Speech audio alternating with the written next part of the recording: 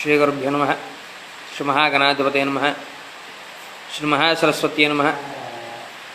శ్రీ పార్వతీ పరమేశ్వరాభ్యాం నమః. శ్రీ సంతోషిమతాపరాదేవతాయ నమో నమః. భక్త మహర్షులందరికీ శుభోదయం. ఈ రోజున కార్తీక మాసంలోని 11వ రోజు 11వ అధ్యాయం గురించి ఈరోజు తెలుసుకుందాం. ఇందులోని అంశము మంథరుడు పురాణ మహిమ. ఓ జనక మహారాజా, ఈ కార్తీక మాస వ్రతము యొక్క మహత్యమును గురించి అనేక ఉదాహరణలు చెప్పి ఉంటిని. ఇంకనూ దీనిని గురించి ఎంత చెప్పినను తనివి తీరదు. ఈ మాసమందు విష్ణువును అవిసెపూలతో పూజించిన ఎడల చాంద్రాయణ వ్రతము చేసినంత ఫలము కలుగును.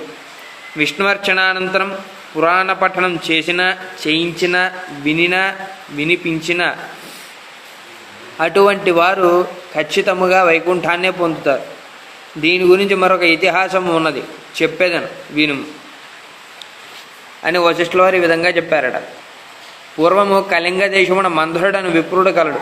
అతడు ఇతరుల ఇండ్లలో వంటలు చేయుచు, అక్కడనే భుజించుచు, మద్యమాంసాది పానీయములు సేవించుచు, తక్కువ జాతి వారి సాంగత్యం వలన స్నాన జప దీపారాధనాధికములను ఆచారములను పాటించగా దురాచారుడే మెరుగుచుండెను.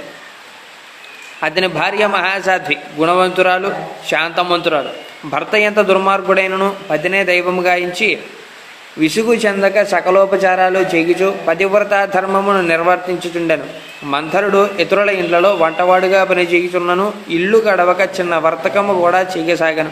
ఆఖరికి దాని వలన కూడా పొట్ట గడవకపోవటచే దొంగతనములు చేయుచు దారి కాచి బాటసారులను బాధించి వారి వద్దనున్న ధనము వస్తువులు అపహరించి జీవించుచుండెను. ఒక దినమున ఒక బ్రాహ్మణుడు అడవిదారిన పడి పోగుచుండగా అతనిని భయపెట్టి కొట్టి ధనమును అపహరించుచుండగా అక్కడకు మరొక కిరాతకుడు వచ్చి ధనాశచే వారిద్దరినీ చంపి ధనము మూట కట్టుకుని వచ్చుచుండాను. సమీపమందున్న ఒక గుహ నుండి వ్యాఘ్రం ఒకటి గాండ్రించుచు వచ్చి కిరాతుడిపై పరెను. కిరాతకుడు దానిని కూడా చంపాను. కానీ ఆ పులి కూడా తన పంజాతో కిరాతుని కొట్టి ఉండటం వలన ఆ దెబ్బకు కిరాతుడు కూడా చనిపోయాను. ఈ విధముగా ఏకకాలమున కూడా యమలోకమున నలుగురు 4 విధముల హత్య చేసి చనిపోయినందున ఆ నలుగురు కూడా యమలోకమున అనేక శిక్షలు అనుభవించుతూ రక్తం రెక్కుచూ బాధపడుతుందిరి.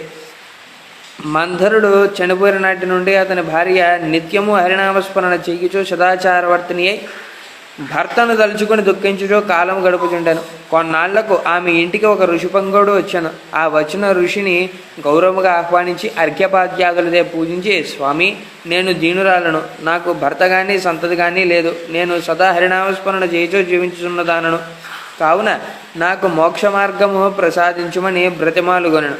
ఆమె వినయమునకు ఆచారమునకు ఆ ఋషి సంతసించి, అమ్మ, ఈ దినము కార్తీక పౌర్ణమి, చాలా పవిత్రమైన దినము. ఈ దినమును వృథాగా పాడు చేసుకునవద్దు. ఈ రాత్రి దేవాలయంలో పురాణం చదువుదురు. నేను చమురు తీసుకుని వచ్చేదను. నీవు ప్రమిదను వత్తిని తీసుకుని రావలేను. దేవాలయంలో ఈ వత్తిని తెచ్చిన ఫలము నీవు అందుకొనుము అని చెప్పిన తోడనే అందుకు ఆమె సంతసించి వెంటనే దేవాలయమునకు వెళ్ళి శుభ్రము చేసి గోమయముచే అలికి ముగ్గులు పెట్టి తానే స్వయముగా వత్తి చేసి 2 వత్తులు వేసి ఋషి తెచ్చిన నూనె ప్రమిదలో పోసి దీపారాధన చేశాను. అటు తర్వాత ఇంటికి వెడలి తనకు కనిపించిన వారి నల్ల ఆ రోజు రాత్రి ఆలయమందు జరుగు పురాణ కాలక్షేపమునకు రమ్మని చెప్పాను. ఆమె కూడా ఈ రాత్రి యందు పురాణం వినెను. ఆనాటి నుండి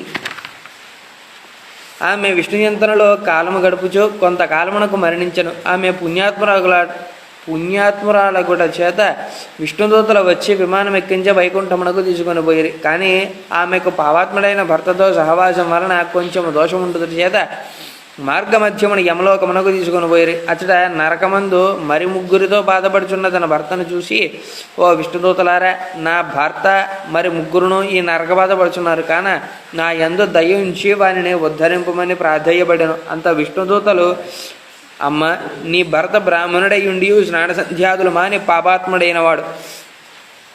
2వ వాడు కూడా బ్రాహ్మణుడైనను అతడు కూడా ధనాశచే ప్రాణహితుడిని చంపి ధనమును హరించెను. 3వ వాడు వ్యాఘ్రము. 4వ వాడు పూర్వం ద్రవిడ దేశమున బ్రాహ్మణుడే జన్మించినను అనేక అత్యాచారములు చేసి 12వ రోజున కూడా తైలలేపనము మద్యమాంస భక్షణ చేసినాడు గాన పాపాత్ముడైనాడు, అందుకే ఈ నలుగురు నరక బాధలు పడుతున్నారు అని వారి చరిత్రలు చెప్పిరి. అందులోగా ఆమె చాలా విచారించి, ఓ పుణ్యాత్ములారా, నా భర్తతో పాటు మిగిలిన ముగ్గురును కూడా ఉద్ధరింపుడని ప్రార్థించగా అందులో ఆ దూతలు, అమ్మ, కార్తీక శుద్ధ పౌర్ణమి నాడు నీవు భక్తి చేసిన ఫలమును వ్యాఘ్రమునకు, ప్రమిద ఫలితము కిరాతనకు, పురాణం వినుట వలన కలిగిన ఫలము ఆ విప్రునకు ధారభూషణించో వారికి మోక్షం కలుగునని చెప్పక అందులోకి ఆమె అట్లే ధారభూషను. ఆ నలుగురును ఆమె వద్దకు వచ్చి విమానమెక్కి వైకుంఠమునకు వెళ్ళేది. కావున ఓ రాజా, కార్తీక మాసమున పురాణం వినుట వలన, దీపం వెలిగించుట వలన ఎట్టి ఫలితం కలుగునో వింటివా అని వశిష్ఠుల వారు చెప్పారు. ఇంతటితో స్కాంద పురాణాంతర్గతమైనటువంటి వశిష్ఠుల వారు జనక మహారాజునికి చెప్పినటువంటి కార్తీక మహాత్మ్యంలోని 11వ అధ్యాయం సమాప్తము. రేపు 12వ రోజు 12వ అధ్యాయంలో ద్వాదశి ప్రశంస గురించి చెప్పుకుందాం. ఈ 11, 12 అధ్యాయంలో ఈరోజు చెప్తామని నేను వీడియోలో చెప్పడం జరిగింది. కానీ 12వ అధ్యాయం 12వ రోజున అనగా రేపే చెప్పడం జరుగుతుంది. భక్తజనులందరూ కూడా దీనిని గమనించగలరు. అలాగే ప్రతినిత్యం చెప్పేటట్టుగానే భక్తులందరికీ గమనిక, ఈ ఆలయంలో శ్రీ జయ సంతోషి మాత ఆలయంలో జరిగేటువంటి ప్రతి ఒక్క కార్యక్రమం భక్తులకు చేరువవ్వాలని చెప్పి యూట్యూబ్లో శ్రీ జయ సంతోషి మాత టెంపుల్ అనేటువంటి పేరుతో ఒక ఛానల్ క్రియేట్ చేయడం జరిగింది. ఆ ఛానల్ని ఈ భక్తజనులందరూ కూడా సబ్స్క్రైబ్ చేసుకొని మమ్మల్ని మరింతగా ప్రోత్సహించగలరని ఆశిస్తున్నాను. శ్రీ గురుభ్యో నమః, శ్రీమాత్రే నమః, శ్రీ జయ సంతోషిమాతాపరాదేవతాయ నమో నమః. సమస్త భక్తజనాః ఆయురారోగ్య ఐశ్వర్యాభివృద్ధిరస్తు.